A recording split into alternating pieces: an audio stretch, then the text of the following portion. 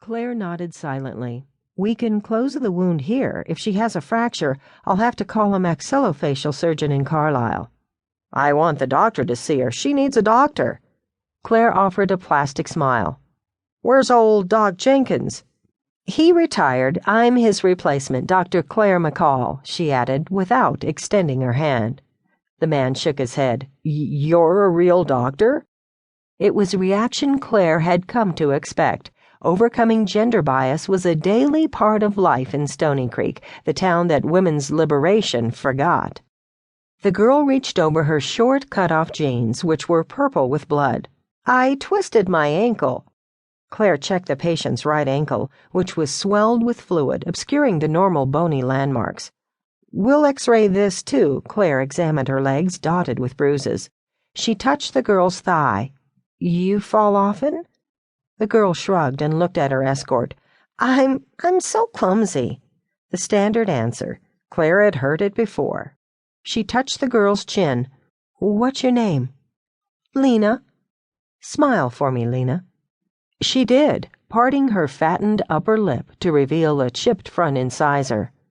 "Are you hurt anywhere else?" She slid her fingers along the girl's neck. "Any tenderness here?" The girl shook her head silently. Claire studied the man for a moment. He stood by the girl's side, too close for Claire's comfort. "You'll need to fill out some paperwork. We need her insurance information. If you follow Lucy here, I'll make sure Lena gets taken care of." He stepped even closer to Claire. "I want to stay with her. Bring the papers to me. I'll fill them out." Claire didn't want to challenge the man. If her suspicions were right, he wasn't a man to tangle with after he'd been drinking. "Bring me a wheelchair. Let's get her x-rays."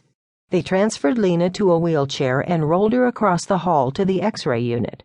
"You'll have to wait out here in the hall, sir," Claire insisted. "We're going to be x-raying. It's not safe." "I'm staying with her. I'm not afraid." Lucy took a deep breath and grasped the man by the arm, attempting to face him toward the door.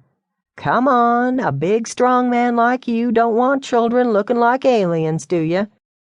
Obviously, the warning about genetics was over his head. "What?" "We don't want to radiate your manhood, sir. Stand out in the hall." The man jerked his arm free from Lucy's grasp. "I'm going nowhere. I know what you're trying to do." Claire forced a smile. An alien child would be an improvement over their father. "You were warned." "Trouble here, Dr. McCall?" Claire turned to see Cyrus, her office maintenance man, standing right behind the other man. Cyrus, a young man whose stature matched the other man's, had been an answer to prayer, appearing 2 weeks before on a warm summer's evening as Claire was locking up the office. She walked to the parking lot to find a man loading a lawnmower into his pickup. She hadn't remembered asking anyone to mow. "Ma'am?" He wiped his large hands on a towel and extended his right hand to her. "Cyrus Hensley, I understand the clinic is looking for a maintenance man?" She studied the immaculate job. He edged the sidewalk and trimmed the unruly bushes.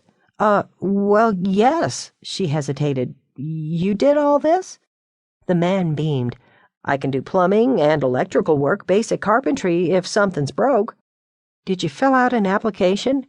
He lifted his hand and gestured to the freshly cut grass. "This is my application."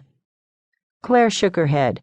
She had prayed for help. Until Cyrus showed up, she had bugged her boyfriend to help her with the maintenance items she couldn't handle. 2 weeks before, she mowed the grass herself. "Okay," she responded, marveling at the ease of doing business in small-town America. "You're hired." The man nodded. "Thank you, ma'am." For a moment, they looked at each other without speaking, doctor and maintenance man, sizing each other up. The grin on Cyrus's face never broke. Claire pulled her gaze away and stepped toward her car. She found her voice again after she heard him slam the tailgate on his truck. "Oh, we still need the paper application for our records," she called, then shook her head. The man was already pulling out of the lot.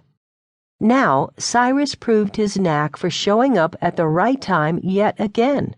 He repeated his question. "Trouble? Anything I can do?" Claire smiled. "Stand with this gentleman in the hall while we do an x-ray on his, Lena's mom."